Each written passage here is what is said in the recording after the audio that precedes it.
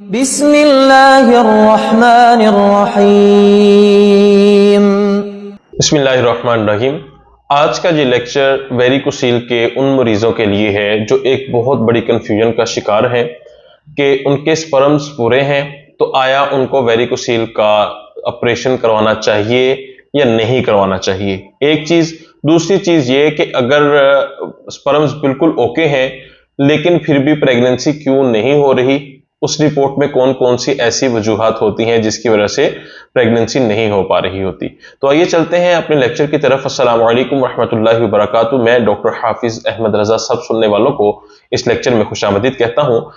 कभी कभार देखने में आता है कि पेशेंट आता है और उसको वेरिकोसील का मसला होता है, ठीक है, लेकिन जब सिमन रिपोर्ट करवाई जाती है तो सिमन रिपोर्ट के अंदर उसके स्पर्म्स बिल्कुल ओके होते हैं, मॉर्फोलॉजी जो है ना वो ठीक होती है और सब कुछ उसमें ओके होता है। लेकिन अगर वो फिर भी पेशेंट कहे कि मैंने ऑपरेट की तरफ जाना है तो उसको ऑपरेट की तरफ जाने की जरूरत नहीं है, क्योंकि बेसिक जो चीज है वो जो वेरिकोसील स्पर्म्स को ही डैमेज करती है। अगर आपके स्पर्म्स ठीक हैं और आपको किसी किस्म का कोई पेन नहीं है, ठीक है, और आपको इरेक्टाइल डिस्फंक्शन का कोई मसला नहीं है, तो आपको हरगिज हरगिज जो है ना इसके ट्रीटमेंट की जरूरत है, ना ही आपको ऑपरेट की तरफ जाने की जरूरत है। अच्छा, इसके अगला स्टेप ये होता है कि बहुत सारे पेशेंट्स ये कहते हैं कि अगर स्पर्म्स ठीक है तो फिर प्रेगनेंसी क्यों नहीं हो रही। दो चीजें इसमें हो सकती है। जो पहली चीज है वो है पस सेल्स। अगर तो रिपोर्ट में 7 पस सेल्स आ रहे हैं तो इसका मतलब है कि आपको ना के वेरिकोसील के ट्रीटमेंट की जरूरत है, बल्कि आपको जो आपके अंदर कोई इन्फेक्शन है, कोई इन्फ्लेमेशन है, जैसे कि यूरिनरी ट्रैक्ट यूटीआई का कोई मसला हो सकता है, प्रोस्टेट में कोई इन्फ्लेमेशन या कोई इन्फेक्शन हो सकती है, या फिर आपके क्या कहते हैं किसी भी उस एरिया में जहां से आपके स्पर्म्स आ रहे हैं वहां पे किसी भी जगह पे कोई इन्फेक्शन या इन्फ्लेमेशन है तो पस आ सकती है, और पस की वजह से आपके स्पर्म्स जो है ना उनकी लाइफ कम हो सकती है। अच्छा, स्पर्म्स की लाइफ कितनी देर होती है इसके ऊपर एक मुकम्मल लेक्चर है जो आपको इसी लेक्चर की डिस्क्रिप्शन में उसका लिंक मिल जाएगा, ठीक है। अगर आपको पस का मसला है तो आपने ऑपरेट नहीं करवाना बल्कि आपने पस का ट्रीटमेंट करवाना है। ये मैं इतने वसूख से इसलिए कह रहा हूं कि तकरीबन चंद महीने पहले एक पेशेंट मेरे पास आए तो उनको नहीं ही पता था, ना मुझे पता था कि उनको वेरिकोसील है, ठीक है। उनकी रिपोर्ट देखी गई तो उनके स्पर्म्स वगैरह बिल्कुल हर चीज ओके थी, सिर्फ पस का इशू था।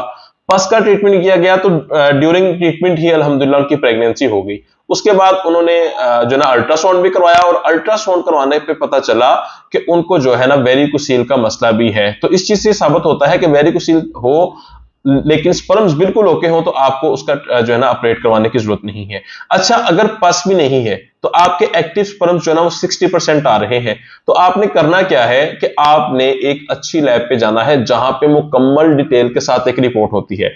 एक्टिव स्पर्म 60% है तो इसका मतलब ये नहीं है कि वो उनके साथ प्रेगनेंसी हो सकती है। मोर्टेलिटी के बाद एक चीज आती है वो होती है रैपिड प्रोग्रेसिव स्पर्म्स, जो कि आपको IDC, Chughtai, Shaukat Khanam, Agha Khan, in lab से जो बड़ी बड़ी लैब हैं उनमें बकायदा इसका डिटेल के साथ बताया जाता है। वो जो रैपिड प्रोग्रेसिव स्पर्म्स हैं उनको चेक करना पड़ेगा। अगर वो 32% से नीचे है तो फिर आपको उस चीज का ट्रीटमेंट करना पड़ेगा, क्योंकि मेन प्रेगनेंसी के लिए आपको जिन स्पर्म्स की जरूरत होती है वो स्पर्म्स होते हैं रैपिड प्रोग्रेसिव स्पर्म्स, ठीक है। तो अगर आपको वेरिकोसील है लेकिन आपके स्पर्म्स बिल्कुल ओके हैं, आपको किसी किस्म का कोई इशू नहीं है, तो सिर्फ पस आ रही है, तो इसका मतलब है कि प्रॉब्लम्स जो है वो आपकी वेरिकोसील की वजह से नहीं हो रहा बल्कि इनफर्टिलिटी का जो प्रॉब्लम है वो आपको पस की वजह से हो रहा है।